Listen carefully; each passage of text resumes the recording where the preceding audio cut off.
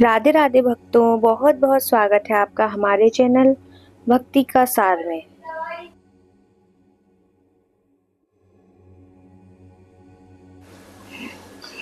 हर छठ का व्रत कब रखा जाता है?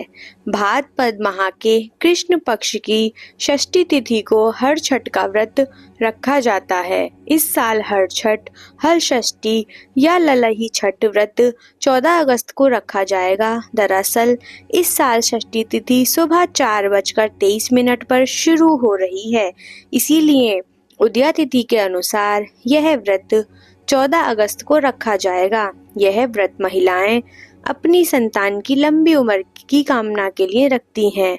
मान्यता है कि ऐसा करने से भगवान हलधर यानी बलराम जी उनकी संतान की रक्षा करते हैं और उन्हें लंबी आयु देते हैं। यह व्रत श्री कृष्ण के बड़े भाई बलराम जी जन्मोत्सव के तौर पर मनाया जाता है। इस दिन हलधारी बलराम दाऊ की पूजा की जाती है। इसी कारण इस पर्व को हल षष्ठी या हर छठ कहते हैं। इसीलिए उनके इस व्रत में हल का जुता हुआ नहीं खाते हैं। इसीलिए इस व्रत में कड़े नियमों का पालन करना पड़ता है। षष्ठी तिथि किस दिन? भाद्रपद कृष्ण षष्ठी तिथि 14 अगस्त को सुबह के समय 4:23 पर शुरू होगी। वहीं षष्ठी तिथि का समापन होगा 15 अगस्त को सुबह के समय 2:07 पर। तो आइए अब जान लेते हैं इसकी व्रत की विधि और पूजा सामग्री के बारे में। इस व्रत में छठी माता की पूजा भी की जाती है। उन्हें 7 प्रकार का अनाज का भोग लगाया जाता है। उन्हें बांस से बनी टोकरी में लाई, महुआ, चने और पूजन में चढ़े फलों को बांटा जाता है।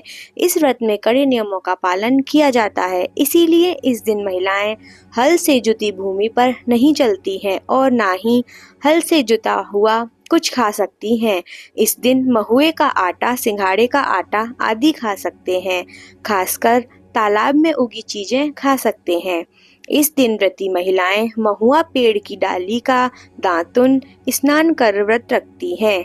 इस पूजन की सामग्री में बिना हल जुते हुए जमीन से उगी हुई धान का चावल, महुए के पत्ते, धान की लाई, भैंस का दूध व दही और घी आदि रखते हैं। इसके अलावा इस दिन गाय के दूध, दही व घी का इस्तेमाल भी नहीं करना चाहिए।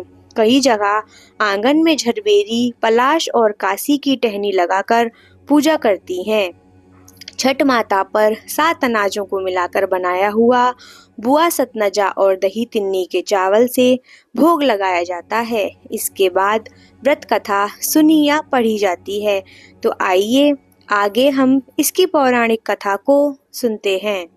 हर छठ व्रत कथा। प्राचीन काल में एक ग्वालिनी थी। उसका प्रसव काल अत्यंत निकट था। एक ओर वह प्रसव से व्याकुल थी तो दूसरी ओर उसका मन गौरस, दही दूध बेचने में लगा हुआ था। उसने सोचा कि यदि प्रसव हो गया तो गौरस यूं ही पड़ा रह जाएगा।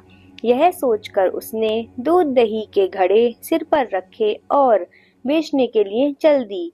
किंतु कुछ दूर पहुंचने पर उसे असहनीय प्रसव पीड़ा हुई। वह एक झरबरी की ओट में चली गई और वहां एक बच्चे को जन्म दिया। वह बच्चे को वह वहीं छोड़कर पास के गांव में दूध दही बेचने के लिए चली गई।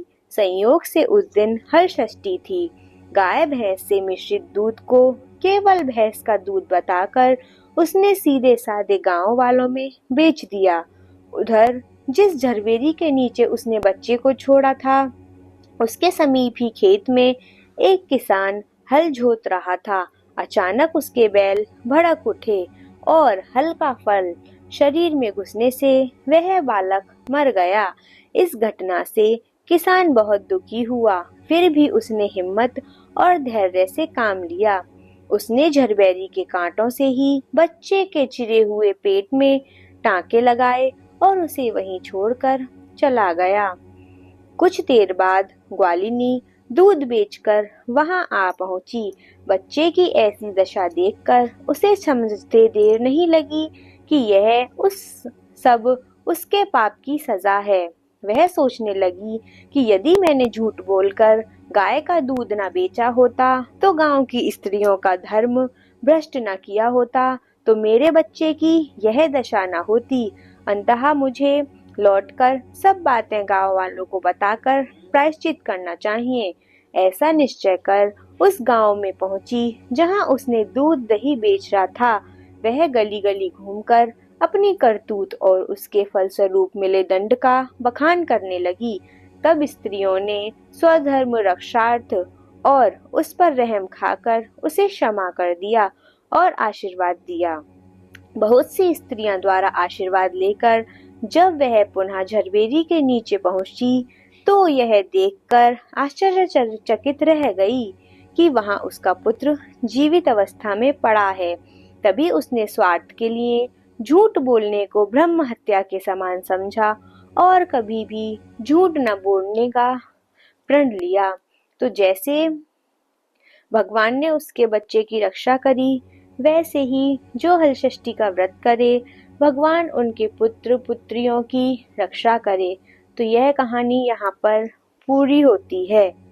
तो आशा करते हैं भक्तों कि आपको आज की यह कथा कहानी आपको पसंद आई होगी और इसी तरह की वीडियोस को देखने के लिए आप हमारे चैनल को सब्सक्राइब करें और घंटे के बटन को दबाना बिल्कुल भी ना भूलें, जिससे कि हमारे वीडियो के आने वाले नोटिफिकेशन आप तक सबसे पहले पहुंच सके। राधे राधे भक्तों, आपका दिल मंगलमय और शुभ हो। हर षष्ठी की आपको ढेर सारी शुभकामनाएं।